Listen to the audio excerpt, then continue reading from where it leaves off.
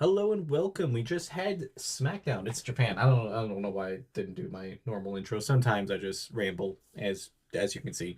But yeah, Smackdown, February 7th. Now this one was a disappointing Smackdown to me. It has nothing to do with the show necessarily. It was in the town that I live in and I should have went, but I was broke. So that was fun. I was gonna try to do a Smackdown Raw thing and like go to the next one, but it's all in the past, but it would have been a pretty cool show to go to. So we're gonna go over the segments, and there was plenty of backstage segments. I feel like some of them were just kind of a grab bag, so I'm gonna probably just discuss them, but probably not really have them in the rating, just because also it was difficult to find images for anything tonight for whatever reason. Sometimes it's super easy. I can get everything I need, bam, put it on here. And other times it's like I'm searching 10, 15 minutes to find a picture from the show, and I'm just like, I'm just going to use a generic one at some point. But yeah, so show starts off again with Jey Uso. He's just so over, man. Like he's just the man right now. And then he talks to Cody, and I'm like kind of feeling him versus Cody. Like they brought a lot back of like um their whole like thing that they had with the post it was like the post conference after winning the tag team belts, where they had, the eat and the do you feel him, sir, like all of that stuff. And I loved it. I could see it. I could definitely see it. I would feel bad because I don't think Jay beats Cody, but I wouldn't mind the match. I wouldn't. I'm pretty open for Jay challenging either person at this point, which I'm fine with. It's like there's a lot of matches that I want to see, but I would not be upset with either match at this point. I'll put it in S tier. I like Jay. The segment was great. Then we have our first of the women's elimination chamber match.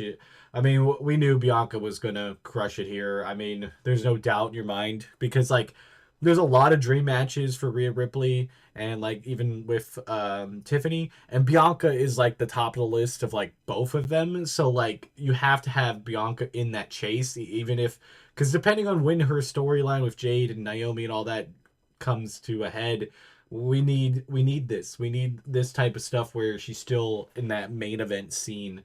But yeah, the match itself was pretty solid. I'll put it in A. It wasn't like the best technical match ever.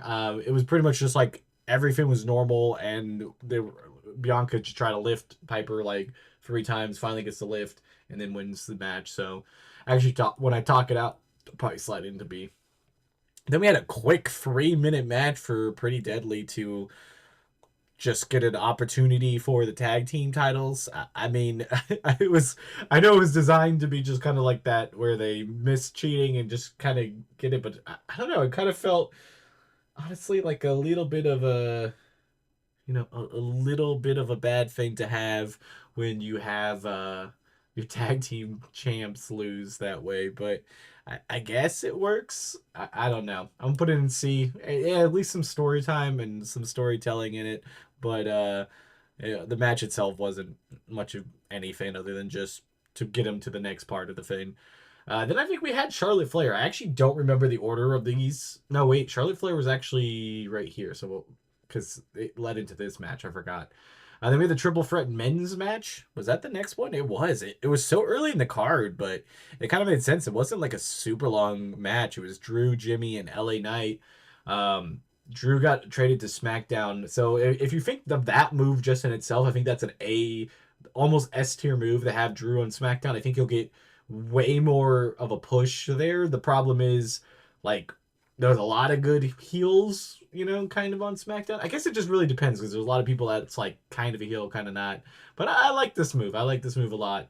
Keeps them in that bloodline, maybe hunting type thing too. So, I think it's pretty good. That match actually was really good. I'd put it in A tier. I thought it was a pretty phenomenal match. Everybody had a good chunk of offense, a good chance where it looked like they might win, and the ending sequence was really good with the double claymore too. So I put it in A.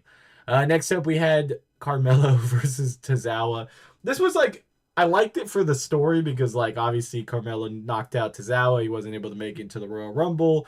Like a little bit of revenge, even though we know Tozawa wasn't like they could not do my boy Carmelo like having him lose here. Like he I feel like is one of the most talented of like the the last like stock of draft picks, and if you have him lose right there, like what do you do? Like that is insane. So luckily it was a win. It was a pretty solid match. Wasn't anything too crazy. I put it in C. I felt like it's not the greatest match. The story was there, so it wouldn't be super low, and it was a good solid first single win for Carmelo this year. So he needed it. Then we had Charlotte Flair come down.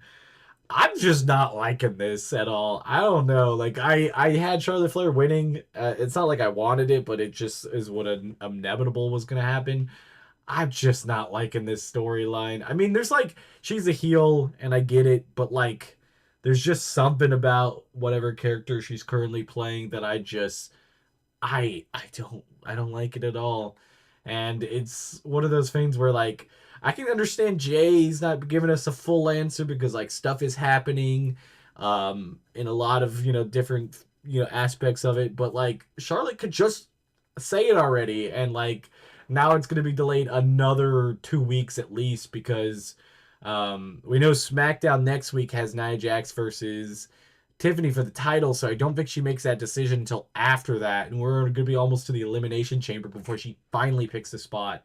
And I didn't really like. She's like, oh yeah, Tiffany, you have to beg for me to fight you. It's like nah, I'd be like, okay, I don't want to fight you. I don't really care about you, your old dusty hag. Like, like it's so stupid. Like, it was, I don't know. It just nothing on that promo did it for me. Put it in D. I'm starting to be like, somebody just take that spot away. Like, have a match or something. Then we had Alexa Bliss and Candice LeRae come back. I mean, I feel like Bliss did pretty solid being her first singles match in like over a year. You could definitely tell there was a little bit of ring rust there. Candice was a pretty solid opponent to put her against, somebody that's not going to make her look bad or anything, and take good selling and stuff. So I thought it was decent. I like the other match better, but I still think they're about in the B tier. Um, pretty solid.